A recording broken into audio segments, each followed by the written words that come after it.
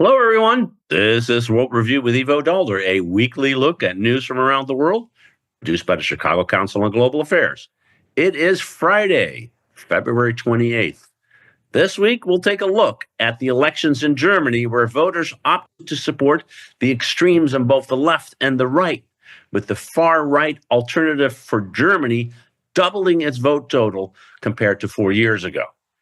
Yet, despite this surge in support, the mainstream parties gained enough votes to form a coalition with the Christian Democrats' Friedrich Merz, the likely next chancellor. So, what does a new government portend for Germany and for Europe? Then, Ukraine. Later today, President Zelensky and Trump will sign a framework agreement on critical minerals and reconstruction of the war-torn country, burying for now the war of words of the previous week. But, well, Trump promises peace. He told European leaders who met with him in Washington that they are likely going to be on their own when it comes to security guarantees. There won't be any U.S. backstop or backing. So when those leaders meet on Sunday in the United Kingdom, what is it likely that they are going to decide to do next? And then finally, Gaza. The first phase of the ceasefire agreement will expire tomorrow without an immediate agreement on the second phase. Israel wants all of the hostages to be released immediately. Hamas wants all of Israeli troops to get out of the strip. Neither side is prepared to accept the other side's position. So, are we about to see a resumption of fighting? Is that the only way out? Here to help us make sense out of this week's events are three reporters who are covering these stories. Stefanie Bolzen is North America editor of Die Welt. Andrew Roth is global affairs correspondent of The Guardian. And Giles Whittell is world affairs editor at Tortoise Media. Good afternoon, good morning, in my case, good night, because I'm in India right now. Stefanie, let's start with you. A historic election in some cases, and plus ça change, plus c'est la même chose in other cases. We will likely see another coalition government without one of the big victors in this election being part of that government. So bring us up to date. What happened on last Sunday in the elections, and where do you think this is going? Yeah, some people talk about last chance saloon when it comes to Germany and the likely new government, which will be formed by Friedrich Merz, who's the leader of the CDU, CSU, so the conservative parties. The CSU, of course, is a branch in Bavaria, and likely to go into a coalition with the SPD, the Social Democrats of the still acting Chancellor Olaf Scholz. As we speak on Friday morning, Berlin time, there were the first preliminary talks. So we are still far away from negotiations. In Berlin, these were 4 hours of talks where they were, it's testing the atmosphere in the room. It's not going to be easy because while the SPD, of course, would love to go back into the government, but if you look at the people negotiating for the SPD, some of them are very much on the left wing, very much pro-labor rights. They also want to keep the debt brake, and that brings us immediately to a very, very big question, which is defense and security, of course. And that brings us also to Friedrich Merz, because Friedrich Merz is now, the expectations on him are enormous. On the one hand, he only has 4 years to really move Germany into a better place. As we all know, Germany is not in a good place economically, politically. And the AfD not only doubled their votes on the federal level, in parts of East Germany, especially in Saxony, they gained more than 50% of the votes. So if you now look at the map of Germany, the west is black, which is the color of the conservatives, and the whole East Germany is blue.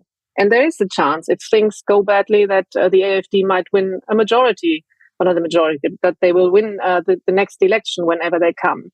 So what I found interesting is how Merz is trying to position himself. He came out last Sunday, immediately after the results came out, with quite a feisty, strong comments on Donald Trump, that what he was hearing from Washington was almost as bad as what he was hearing from Moscow, that Europe really needs to be independent, strategically, militarily above all, Then his first visit was to Paris. He met with Macron. There's not much known about what they actually talked about.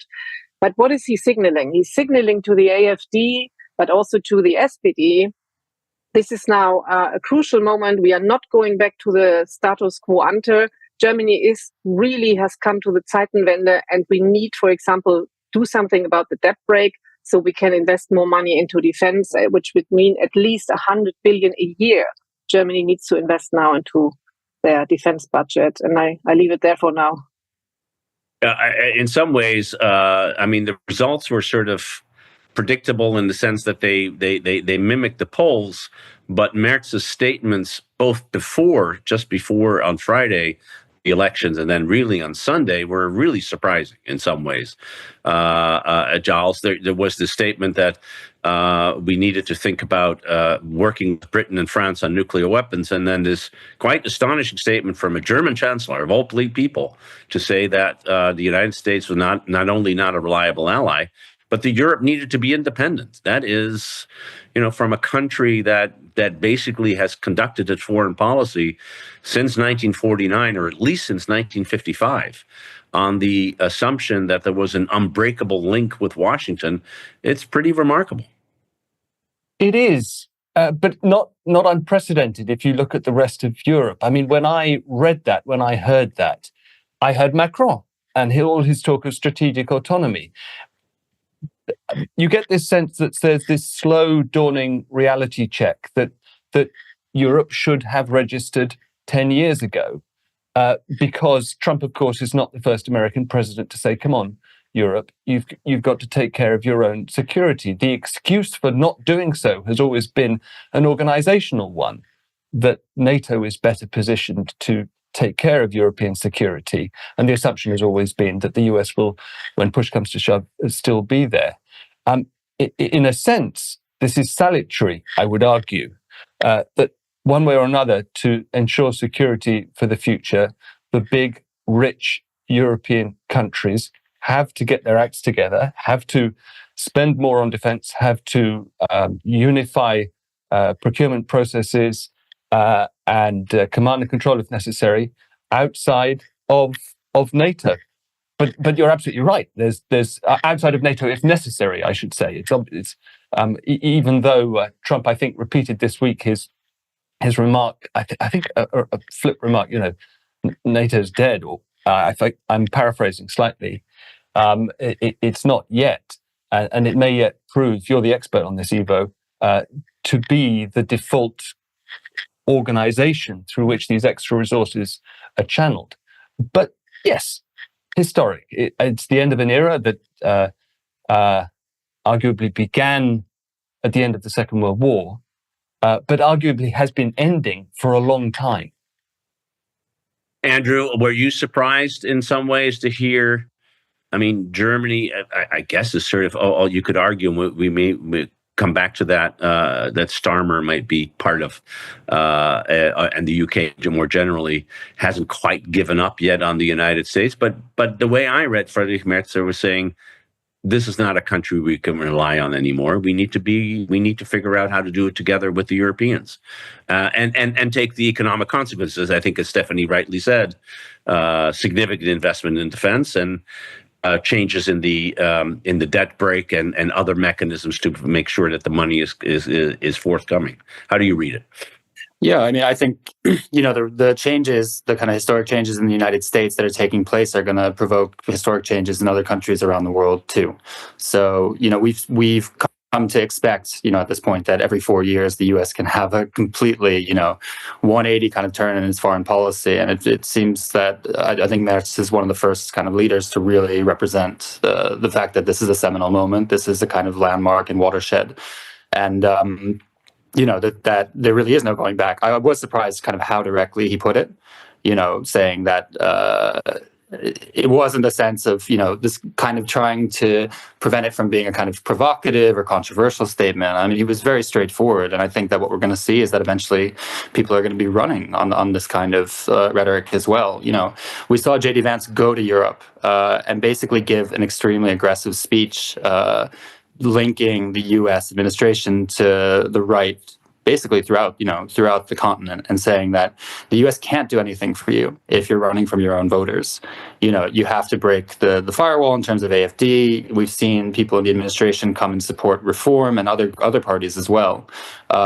European policy, not just European policy, but European politics, they play a role and they're part of the strategy of the Trump administration. So it's not surprising that relations to the U.S. are going to become a political kind of fact of life for countries across Europe as well.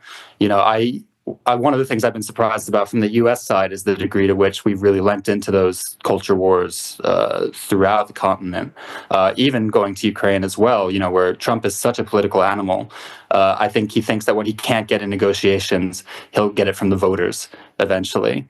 If I can't make an agreement with Ukraine, well, Zelensky's not polling very well, so maybe the next guy is going to do it. And I think that they've put this in as part of their strategy, and it's not surprising now that it's having a real political consequences in Europe. And I think that this is the way that things are going to change. I do think that this is, a seminal moment. And like Giles said before me, that this is the kind of the end of a process that's been going on for a long time, but it's a real changing point. Yeah, no, it feels like we really have not only turned, we're not approaching the corner, we've turned that corner, and there's no going back. And Stefanie, there's sort of two things that I think are important. One is the question of so how is Merz going to deal with the constitutional issue of the debt break, because he doesn't have a 2/3 majority in the old parliament, but he does have a 2/3 majority in the current parliament. So what is the movement on figuring out how he's going to get the money that he needs? And I think everybody in the center at least thinks is necessary. And then secondly, what do you think the impact of the J.D. Vance speech in Munich was? A remarkable speech that was directly addressed, to Europe and generally, but certainly the Germans in that room thought it was directed to them first and foremost a week before the election. First of all, to the question of the debt break, and that is also in the context of why I think Merz was so loud on Sunday night about saying that Europe needs to become independent and that Europe can't rely on the US anymore, is to cause this sense of urgency. Because, as you say, the AfD on the right side and the Linke on the left side, so the Linke is actually the successor party of the former communist socialist party, the SED, they were not, or they didn't poll so well before the elections, but then they gained 8.5%, which was really surprising, partly because they had a fantastic TikTok campaign, and they polled very, very well among young women. So the AfD on the right and the Linke on the left, together, they have a blocking minority in the new parliament. And therefore, Merz now is planning to do something really unprecedented, which would be trying to get this budget through before the next parliament is in place. That has, as far as I know, never happened in post-war Germany, and therefore, Merz needs to really exert pressure on everyone, especially on the SPD. The SPD in part would like actually the debt break to be reformed, so they can spend more money on social welfare and not so much on defense, which comes back to Olaf Scholz. But let's say that's another story. In terms of J.D. Vance, this has gone down, of course, very badly in Germany, because people felt like this is very much an intervention into our domestic election campaign. There was a lot of outrage. It's a very wide topic. In my newspaper, in my publishing house, some of my colleagues welcomed actually what J.D. Vance said, because you can discuss about how much German public broadcasters are dominating the discourse in Germany, if there is really too much of a mainstream echo chamber in Germany. I personally leave it to everyone here and out there to make their own decision. But one thing I learned this week, which I found very interesting here in Washington, was that there has been a memo by State Department and others to their officials. If they speak to EU officials, they always have to bring up the issue of freedom of speech. And this is something now they're really ganging on the US towards Europe, and especially towards Germany. Well, we may have to come back to this as another topic because it is that is full of all kinds of pitfalls to get into that. But it's interesting to hear that there is a memo that freedom of speech is now the number one issue in a country that itself is having difficulty dealing with the press. Ivo, can I just ask Stefanie one question? Please, yeah. I want to offer an argument for complacency so that you can tell me if I am being complacent. AfD doubled its vote, and as you say, more than that in the East, to 20%. So 1 in 5 Germans voted AfD, but 4 in 5 didn't. Do you think it is possible that we will look back from 2030 or 2040 at a high watermark for the AfD, or is its rise inexorable? I mean, you've explained how it is regionally sort of kettled in the East, and I've just become so familiar with the argument that the rise of the right is inevitable in France, for example, or the UK, but it hasn't quite happened. And I just wonder whether you feel it is inevitably going to continue in Germany. Well, I don't have a crystal ball. I do think that the time for Friedrich Merz is very short. And the economic outlook in Germany is not good at all. As it is for Europe, it's not very good. So it depends a lot on this. It also depends very much on Donald Trump and how much in terms of tariffs is going to happen. And the other thing is migration. And I think these two massive issues, to solve them in little time, will be the challenge for the next German government. And if they cannot solve this, I can see the AfD at least being very close to, in the next election, to the Conservatives, and maybe even winning. But let's talk in 3 or 4 years again. I wouldn't make any bets on this. I leave this to you, Brits. A lot. Yeah, Andrew, go ahead. I know you want to jump in here. Yeah, I think I just wanted to add that, one of the things I think that's held some of these parties back in Europe and in the US too was the idea that it would be unthinkable, that we would kind of see the rise of these kinds of parties to the degree where they could become so mainstream. But I think there's an internationalist aspect to it, which is that what happens in one country can affect kind of what happens in the others. To a certain degree, the idea that there can be a partnership, between somebody like the AfD and politicians in the US or elsewhere across Europe. I mean, I think it basically does make it more thinkable and more possible that these parties can kind of urge each other forward and it become more of a mainstream thing. So we see that, people like J.D. Vance in particular, who has become far more, I think, powerful and influential in this administration than many of us expected. The way that he's kind of propagating a far-right worldview, that we've seen in that speech, we've seen it expressed from people like Elon Musk, et cetera, et cetera. It means that if these parties do come in, they're going to have a partnership with the US. They're going to be able to speak to the current administration. And so I think that we might be crossing some kind of a threshold, an Overton window that shows that if one party is successful in one country, then maybe it could, move on to the next. So I also don't have a crystal ball, but it's interesting how this is happening in various countries at the same time. I'm usually the pessimist on these things, and let me try to, and shifting to the Ukraine issue, sort of suggest there might be an optimistic answer, and I guess, Andrew, this is for you in the sense that the real shock, of course, that has shaken Europe is the decision by the President of the United States to side with Russia in the war against Ukraine. Both in terms of the origins of the war and in this remarkable UN vote, voting against the UN resolution introduced by Ukraine and all of U.S. allies. But the U.S. decided with Russia, Belarus, and North Korea, the 3 belligerents in this actual war. That seems to have shaken Europe in a way that is perhaps leads to a decision that we really need to get our act together in a way that we haven't done so. And Ukraine may be the area where that happens first. So, Andrew, a lot has happened on Ukraine this week.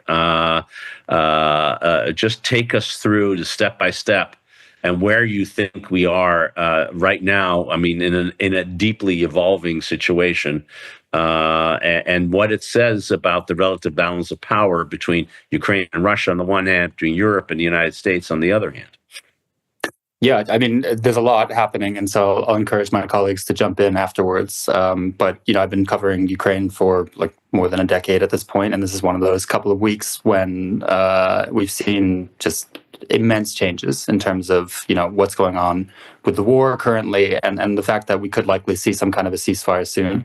The biggest thing that we've seen happen is obviously Donald Trump's inauguration and him now entering into direct negotiations with the Russians, and also to a certain degree with Ukraine and Europe as well. And I think that the biggest question that we have right now is to what degree Europe, if there is a ceasefire, if that is achieved, to what degree Europe is going to play any part in it, and to what degree this is going to be negotiated directly over their heads.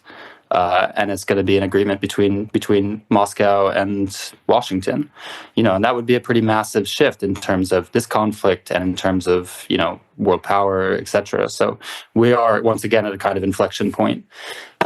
Right now, there are these parallel processes taking place. Zelensky is in town today in DC to negotiate about this minerals deal. It's a pretty vague deal. There's a lot of concern about what this means because it looks, I would say, fairly neo-colonialist, and the idea that the U.S. is going to take a stake, an equity stake in Ukraine in exchange for providing some kind of security that we're kind of reluctant to do so far.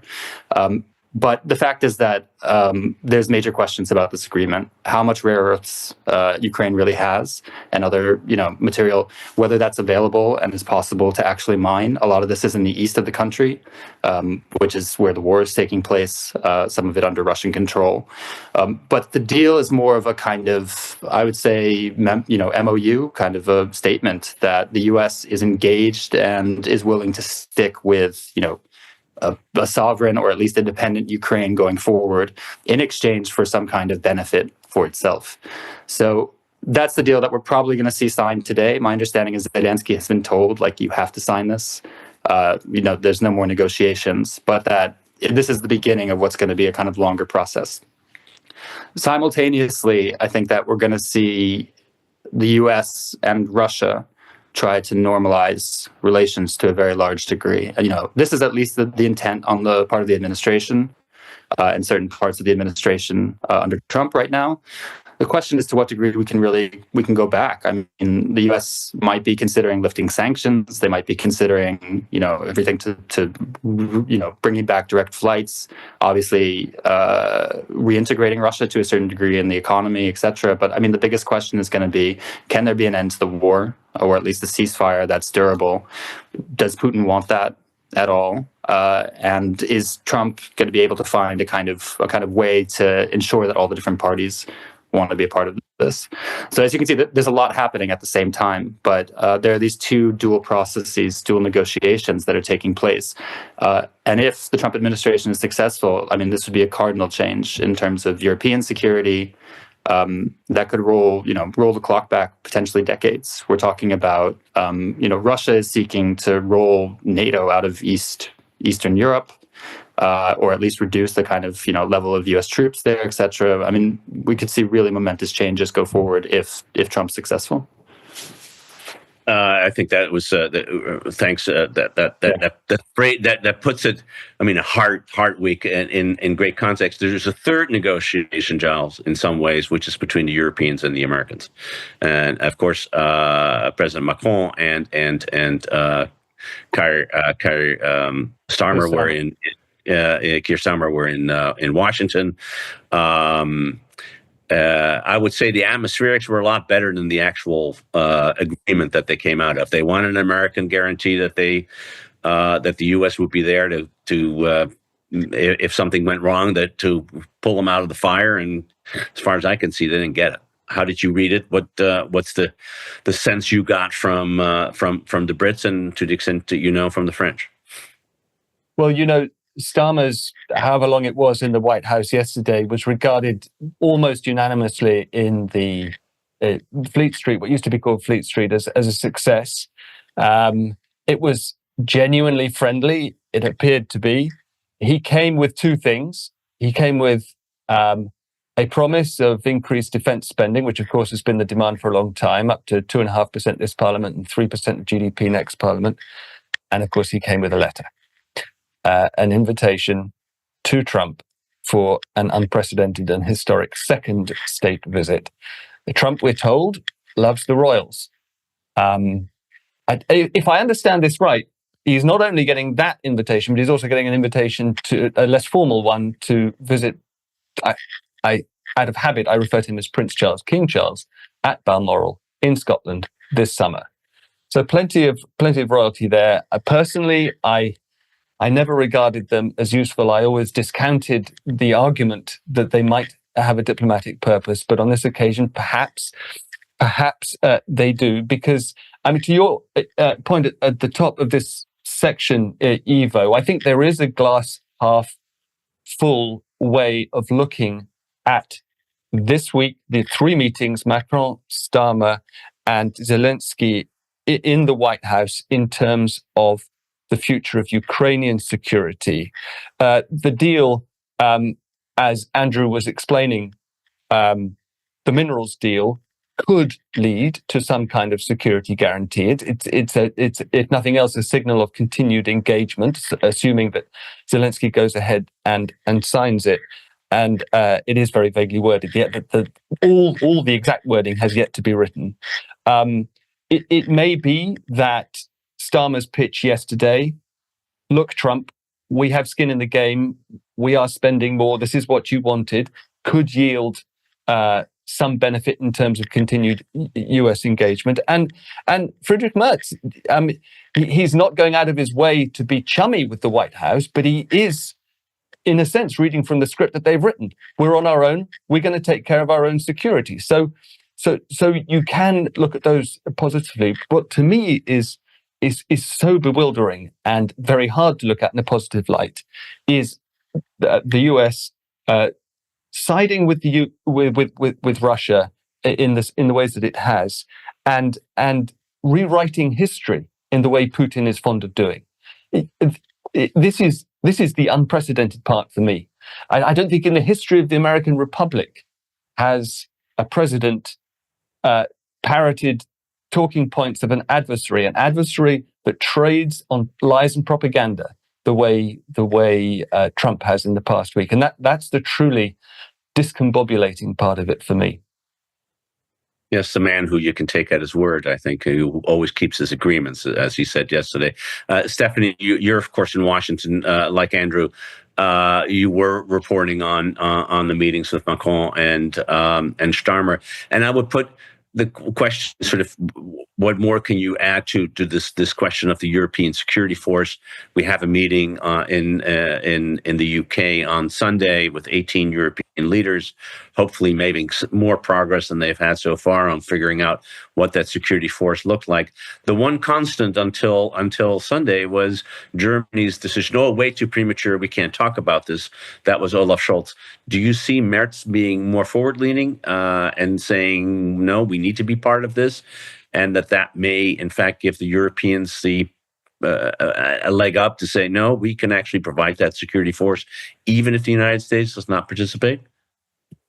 Well, Merz definitely has been far more supportive in terms of military aid to Ukraine than Olaf Scholz was. I mean, just to mention the infamous Taurus discussion, which had been going on for months and months. And Merz always said, no, if I was in charge, I would deliver them. Well, now, but he was opposition leader. So as we know, it's a bit easier to say. I think generally the sense here this week was, as Andrew said, everybody was waiting for some reassurance by Trump what kind of military backup or help he would provide if the Europeans sent any troops, whatever form they are, peacekeeping troops into Ukraine. And Keir Starmer had this idea of a backstop, although he didn't really define what this backstop would mean. But neither Macron nor Starmer got something. So this is something really to look at. And this minerals deal, and I think Trump said something along the lines, well, if we have our people on the ground there digging, the Russians won't dare coming in there. But that's not a military deterrence or whatever. So it's pretty thin. what's coming out there. Another observation that I thought was really interesting was part of the press conference with Starmer in the East Room on Thursday afternoon, that out of the blue, and as far as I'm talking to the British delegation, they did really not expect that. Trump talked about a trade deal with Britain. And that's something, of course, that rings alarm bells in Europe, because, and also must ring alarm bells in London, because Starmer is really between a rock and a hard place. On the one hand, now negotiating a trade deal with the US and wanting better relations with Europe, while Europe gets punished by Trump with tariffs. And it's really difficult. I'm not a trade expert, but how could the UK now have a free trade deal or whatever trade deal with Trump, and then also get an open market with the EU? It's actually impossible. So, and I think my sense is that Trump, what his aim is to divide impera, so divide again Britain and the Europeans. Would the Europeans only talk to individual leaders, to Meloni, maybe that at some point with Merz and then with Macron, and playing them against each other. This is what Trump did in the first term, and he's clearly doing now again. Yeah, Stefanie, it's a really important point. Both the division between the EU and the UK on the trade issue, and then this larger issue that the Trump administration does not talk to the EU. Kyiv was in Washington this week, and Rubio had a scheduling conflict. It's clear that the Trump administration does not want to deal with the EU. They want to deal with the individuals. And so the real question, I mean, Andrew, I'm going to bring it back to you, is sort of the Europeans have agency here. They're the ones who are going to be able to provide the security, assuming they want to provide the security guarantee.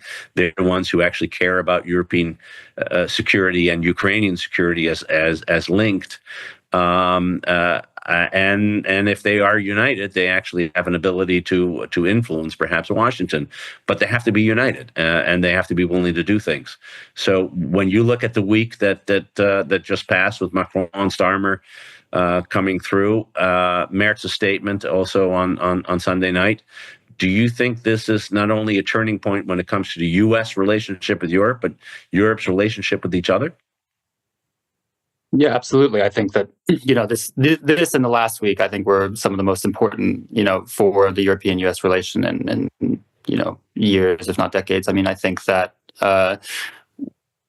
this week in particular, I think we've seen European solidarity to a certain degree, including the UK in this case, in a way that worked, fairly well. We're lucky that we kind of got to the Zelensky meeting today with him coming and meeting with Trump, because I think that it was very much in the balance whether or not it was going to happen. There were reports in French press that it was even going to be cancelled until Macron stepped in. Those haven't been confirmed, but at the very least, the fact that, we have successive visits by European leaders who are more or less all on the same page, not exactly, but kind of sending the same message to Trump and getting FaceTime with him is very important. So, for the time being, we have seen it kind of pull together. I agree with Stefanie that, we can see Starmer in a position where, especially if the EU is going to be providing its own defense, its own defense and much more relying on itself, that Starmer is going to have to kind of make a decision and figure out how, you can't bridge this widening gap forever, and that eventually it will have to kind of veer in one direction or in the other. And it's been suggested to me it's almost reminiscent of, Tony Blair's position during the Iraq War in the early 2000s, just kind of being in between the US and Europe. Longer term, the question is, if Trump's goal is this kind of divide and conquer kind of approach on Europe, then what are the fault lines going to be? That trade deal is a good point, but I think that over time, the other question is going to be what happens to Ukraine and exactly what buy-in European countries are going to have on that.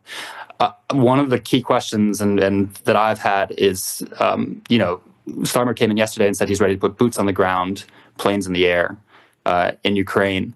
France is saying the same thing. Germany is saying the same, Are they showing Trump that they're on board in order to maintain kind of U.S. support?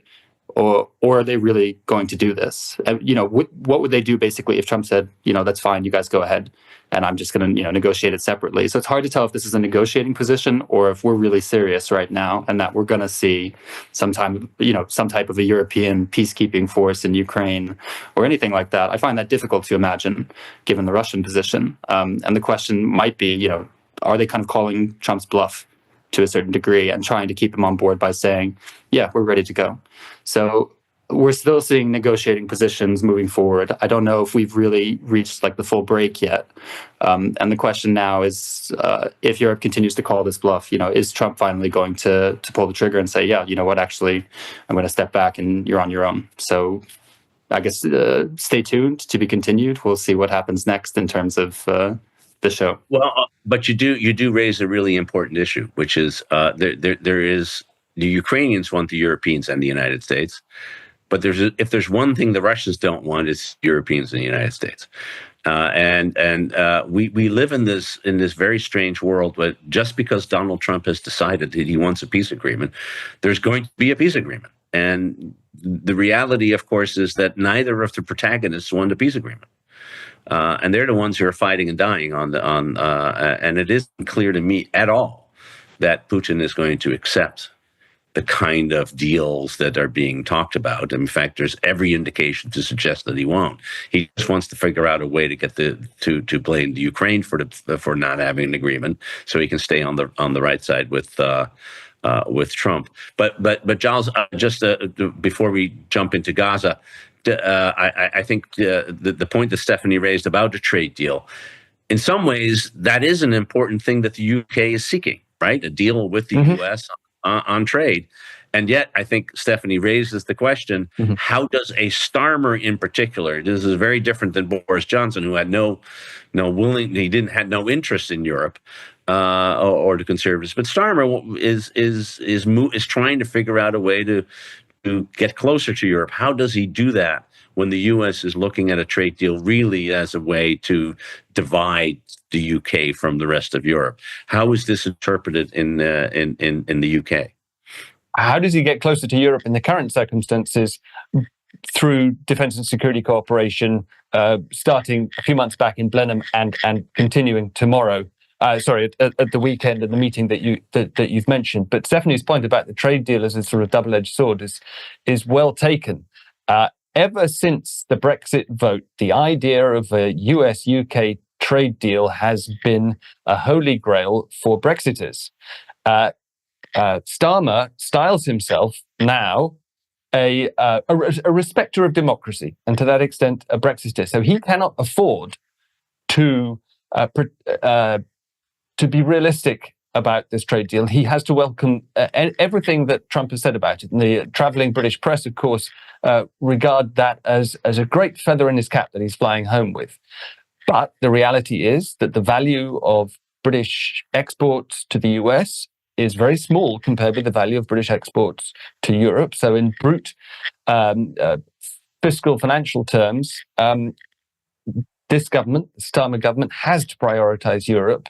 There is no room for maneuver. This is a government in a perpetual fiscal crisis. And so I suspect that you may see, first of all, him seeking to take maximum advantage of the shared conversation on defense and security for other purposes, and hoping that chlorinated chicken will save him in the end from a trade deal. Well, it has so far, right?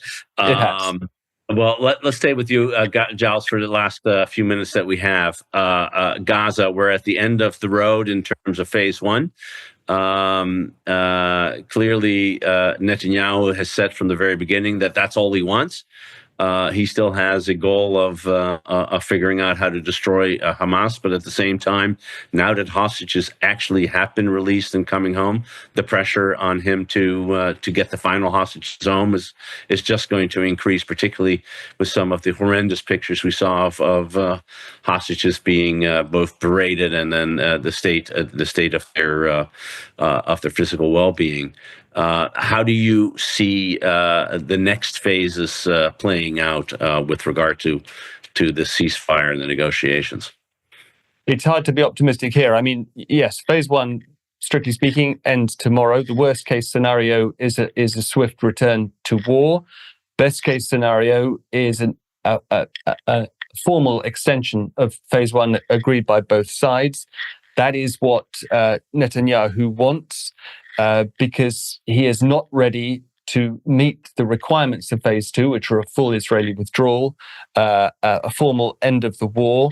He is against any continued Hamas military presence in Gaza and any form of long-term Palestinian control of the Strip, including by the Palestinian Authority. And the reason that a continuation of phase one is, I suppose, the likeliest short-term scenario is that Trump himself has said he's, quote-unquote, fine with whatever Netanyahu chooses to do. The big question is whether over the next few days, he, with his envoy, Steve Witkoff, chooses to force the issue and actually force Netanyahu, which is something that it was not clear either of them had the power to do, to continue with the three-stage process.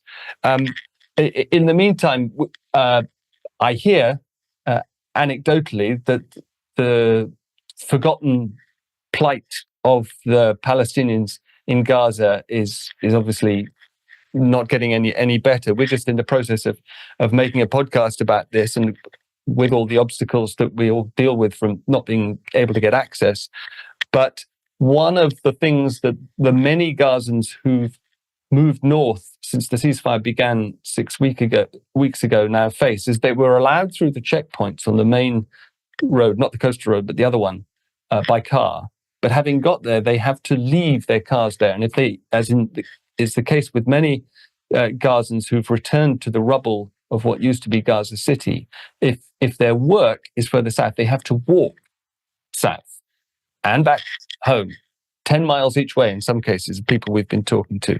But another, again, this is purely anecdotal, possibility to consider is that while the public rhetoric of Palestinian leaders and their supporters in the Arab world is that long-term exodus, a second Nakba, if you like, is off the cards, the situation on the ground in northern Gaza especially is so dire that it is possible that some Gazans, when weighing up the options, if an option, for example, to move long-term to Egypt became available, or Jordan, they would take it. This is purely anecdotal. This is from talking to Gazans on the ground. And in the meantime, of course, Trump has made his peculiar suggestions of a US takeover and then went quiet on that. And then, blow me down, the White House appears to endorse a video of Gaza as a coastal holiday strip complete with Benidorm-style skyscrapers. I'm told that the response to that video, which I guess we've all seen, amongst Gazans who are famed for their dark sense of humor, has been, broadly speaking, to laugh. But that's where we are. Best case scenario, a stalled ceasefire process rather than a continuing one. Thanks, Giles. I think that's a deeply depressing but accurate picture, and I wonder, Andrew, whether particularly this question that I think we really haven't been wanting to face, which is the reality that Gaza's destroyed. It is a demolition site. Unfortunately, it wasn't demolished; it was bombed. But in that sense, Trump is not wrong. And at some point, the question is, if you can't rebuild it, how can you live there? Do you have any sense whether people are starting to think about maybe we need to go somewhere else? Which obviously was one of the reasons, one of the reasons it was destroyed was in order to make that happen. Yeah, I mean, it's hard for me to tell necessarily from the U.S. and from D.C.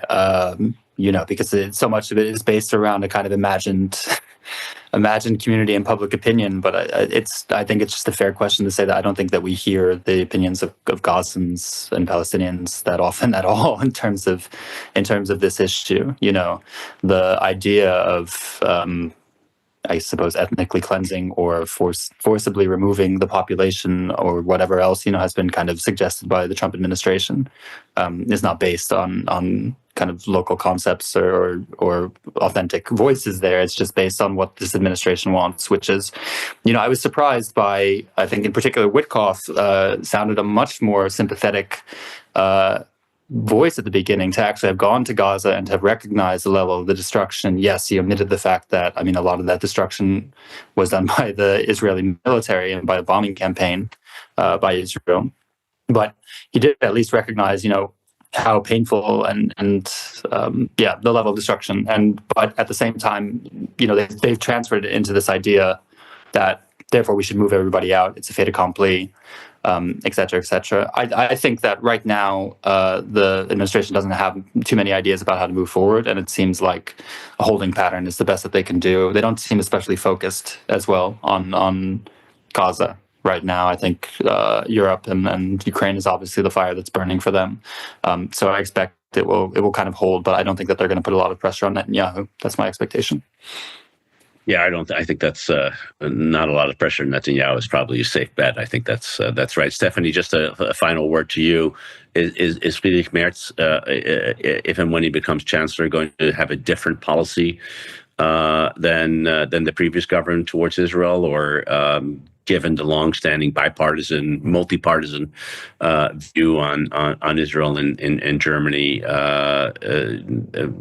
continue to take somewhat of a backseat? Is that what we can expect? Well, I mean, it's out of the question that because of our history, Israel is always a very, very special place for German politics and for German people. But what was interesting and, again, very controversial is that Friedrich Merz has already said that he would welcome Benjamin Netanyahu to Berlin, despite the request from the International Court. So he has made already within a week quite some headlines in Germany and beyond. I think we will see more of that very soon. Well, he's a man in a hurry who wants to become chancellor as soon as possible. But knowing coalition talks is going to take a while to see whether that happens. But in the meantime, I think we have all been enlightened by the three of you, Stefanie Bolzen of Die Welt, Giles Whittell of Tortoise Media, Andrew Roth of The Guardian. Thank you all three very much for a really insightful, great discussion. And thank you all for tuning in. We'll be back next week with another edition of World Review. And until then, have a great weekend.